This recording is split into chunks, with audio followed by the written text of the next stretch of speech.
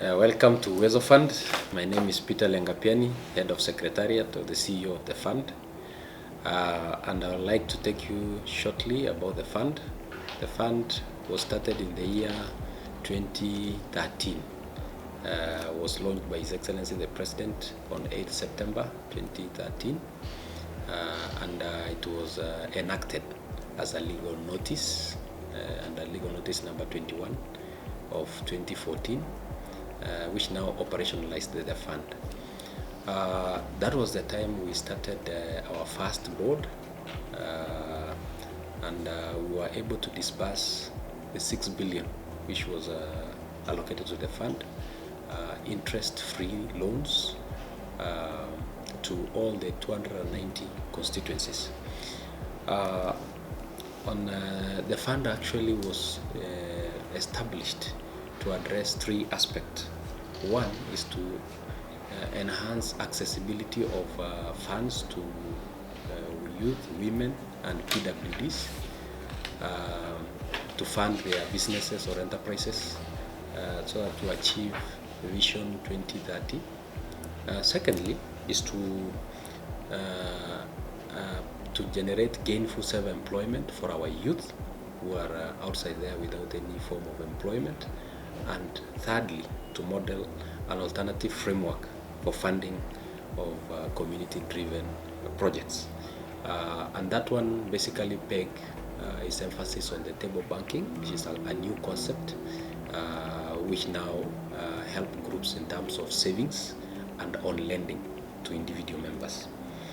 On management of the fund, we have, of course, it is under the Ministry of Public Service, Youth and Gender, under the State Department of Gender, and we have a board which is running the fund. We have the secretariat which assists in operations of the board, and we have the constituency secretariat which now support the constituency Uwezo Fund management committees.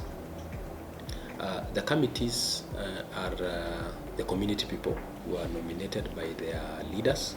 We have the member of parliament at the constituency level who nominates members from representative from every ward.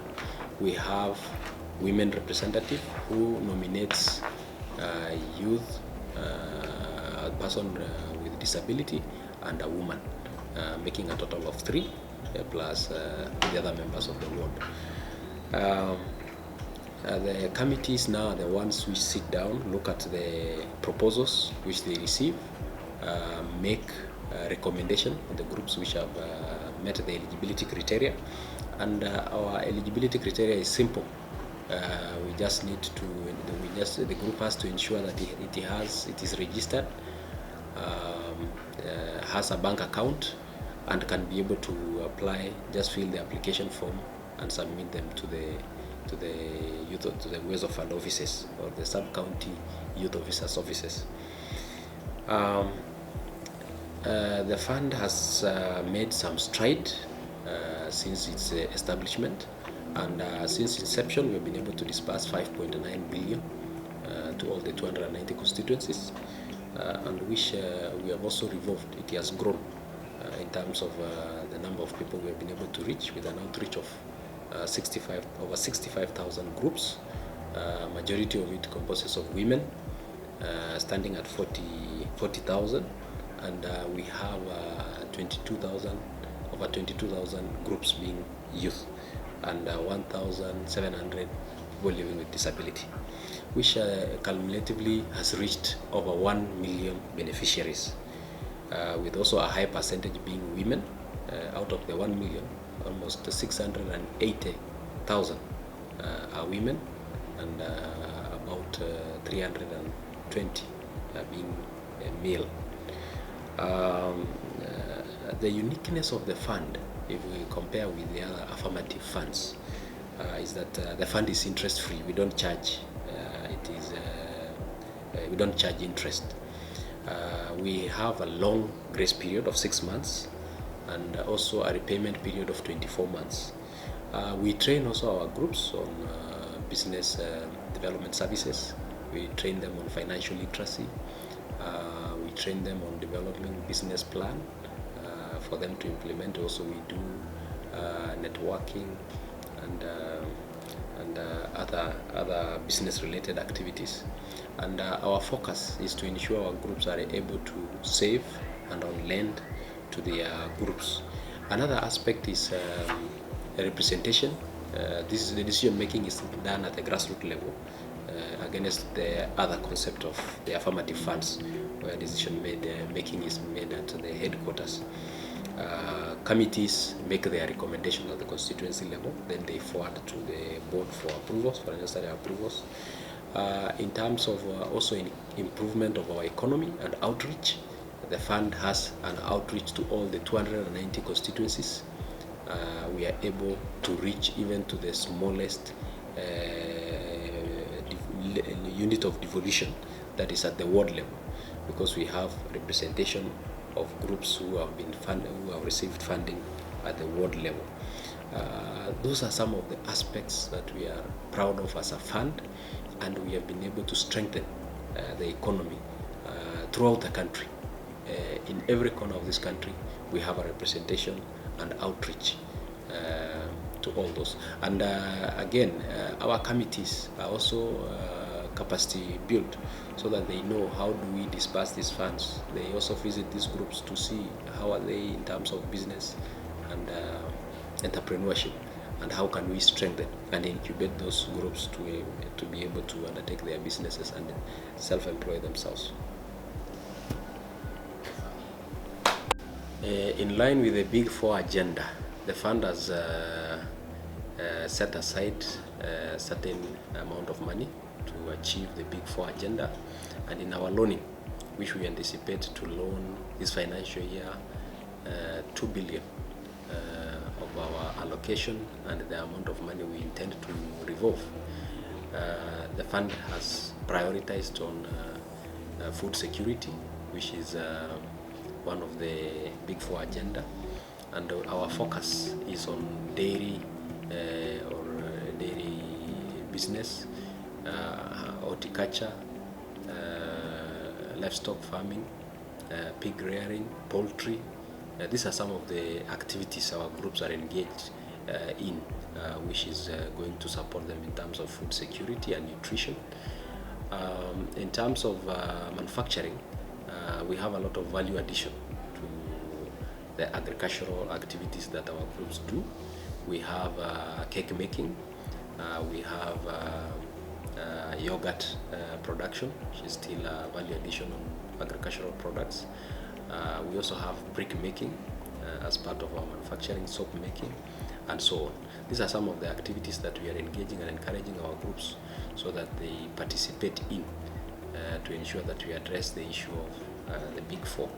On the issue of universal health care, we have encouraged our groups to register with the National Hospital Insurance Fund and to register and enlist their members in NHIF.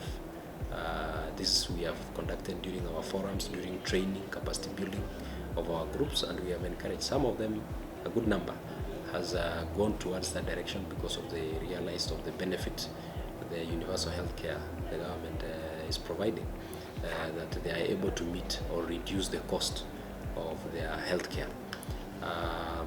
And on the issue of affordable housing, there are various activities also which we engage in, like the brick making, which is still an affordable source of construction material, and they are also using locally available materials so that they can be able to provide themselves with the housing. In Kirinyaga County, we are happy, at least in terms of what has been disbursed. We have about 72.4 million, which has gone to groups. And out of that, we have been able to revolve. That amount of money has been able to reach close to 86.6 million. And that has reached 864 groups. Still a high percentage going to women, with 618 women group, and 198 youth groups, with the PWDs having 48 groups. The repayment of the county is good.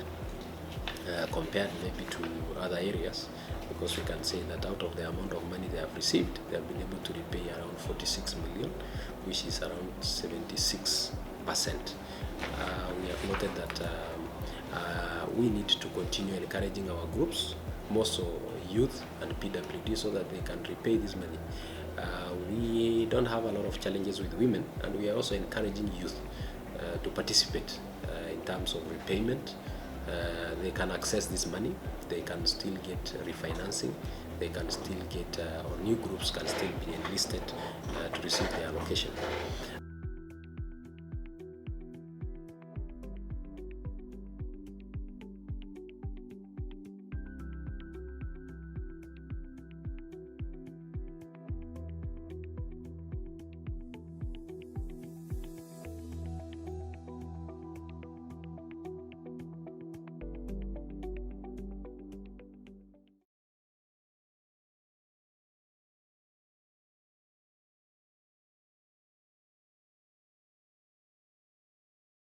Naitwa Oversight, beneficiaries of Good Tumaini Self-Help Group Kinango, Kwale County. Kikundi chetu kilianza 2008.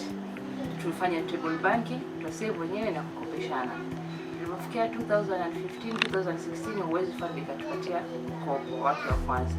Tukapatiwa laki 4. Tulikuwa tuko na mradi tumeanza wa kujenga nyumba. Kwa hivyo ule mkopo tuliopatia na Uwezo Fund ukatusaidia kumaliza kujenga ile nyumba. Nyumba ni rental houses. Mitaani ni kitchen. Hizo ni kitchen, hiyo ni kitchen, yuko ndo room.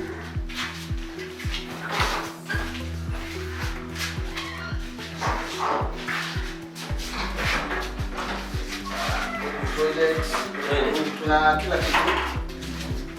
Sana ndio choo. Hata kama mnasema mnakuja amuondoke mnalala huko tungewatarishia room hizi mkalala.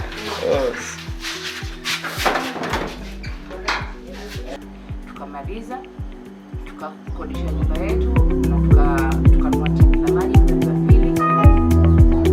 Maji tunauza kwa sababu kuna sehemu kana ambapo kuna shida ya maji. Kwa hivyo maji tunauza na nyumba tunaendelea kukodisha. Baada ya miaka 4-5 tukaanza mradi wa kuku. Lakini sasa kwa vile haukuwa successful sana kwa sababu ya hali ya hewa ya huko, tukabadilisha tukanunua incubator. Kwa hivyo sasa hivi sisi tunafanya incubation services. Tuna hatchery, tunauza vifaranga kwa jumla. Ndio una rotate lazima inageuka after 1 hour. Ndio anatengeneza mtoto. Ni automatic na rotate wenyewe. Hata mimi nifanya rotate ndio hapa tunatayarisha kitu kama hivi.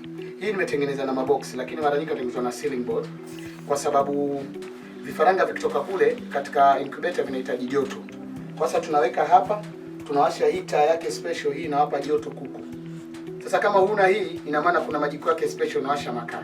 Sasa kuliko washe makaa unawekea hii. Kwa sasa hapa akikaa hii ndani ya zile wiki 3 siku 21, akitoka hapa kuku anakuwa ni mkubwa.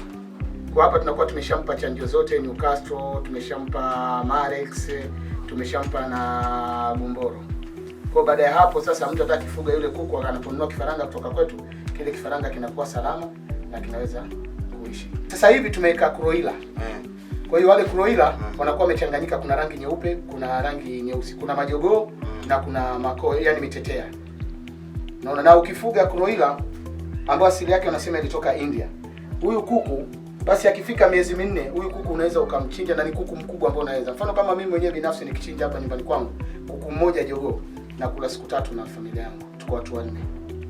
Mradi tumesaidia watu wengi Kinango. Kuna watu wengi ambao wananunua vifaranga kutoka hapa na wanafuga na ndio wanauza kuku na wanasupply kuku kupitia huu mradi wetu wa vifaranga. Mmoja anatosha hapo.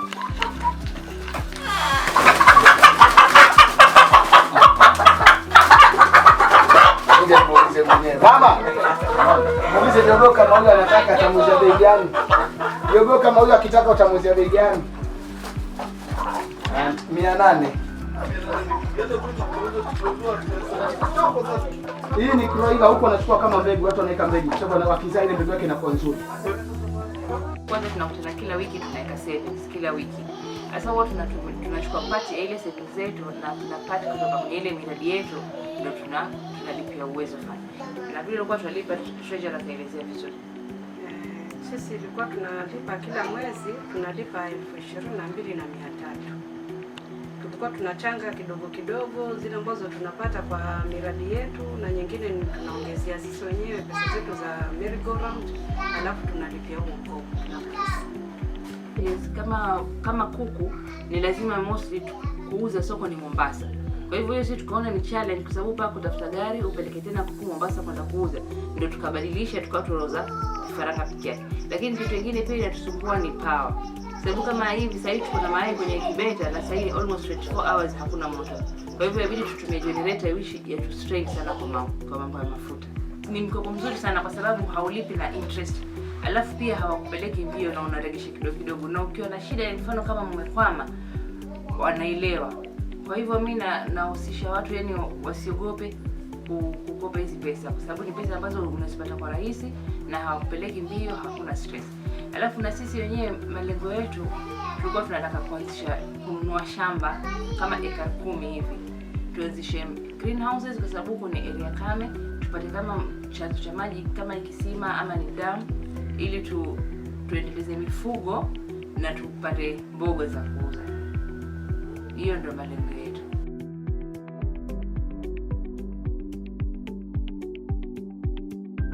Stephen Bogo, mimi ndiye mwenyekiti wa kikundi hiki cha Kiriahu Pamoja Youth Group. Hiki kikundi tuliform 2012 na aim ya kusaidiana. MCA alikuwa Peter Cairo, ndio alitujulisha kuhusu hizi pesa za Uwezo Fund, na kutoka hapo members wakaagri tutaweza tukagather information kutoka kwa viongozi wao wengine wa youth huko kwa ofisi ama kwa hao youth officer, na akapata form.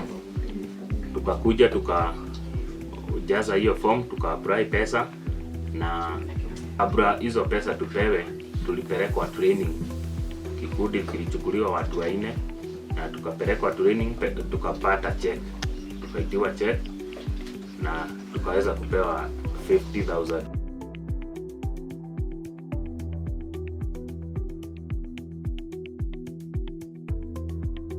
Tulipopewa hizo 50,000, kwa sababu kama nilivyosema tunakuaga 18 members kwa hiki kikundi, wakati tuliketi tuliagree, kwa sababu hazingeweza kufanya jambo kubwa ama hapa kila mtu atapata mbuzi, tuliweza kuzifanya table banking, na tukaendelea hivyo kama mwaka mmoja, miaka 2, hata mwaka wa 3 tulikuwa tu tunafanya table banking. Kutoka hapo tuliweza kununua ng'ombe moja kwa kabla ya kuona kikundi kikona kama 250.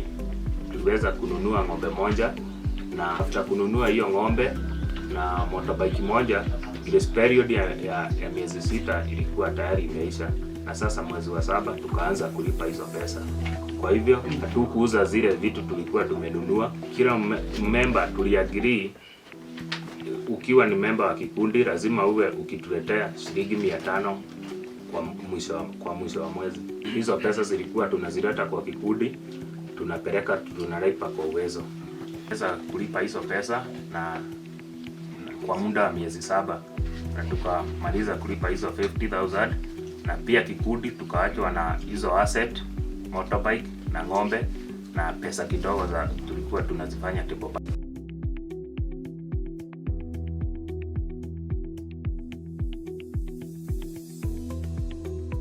Kikundi wakati tuliform tulikuwa tunapitia challenges mingi, juu unapata ukipagana na members, mkisema mwezi huu mnakuja na kila mtu shilingi 200, unapata wengine wanakuja hawana pesa na wanataka kuendelea na kikundi. Pesa tu kuwashikilia, kwa sababu hata wengine walikuwa wanafunzi wamefikisha miaka, wako shuleni hawana pesa. Sasa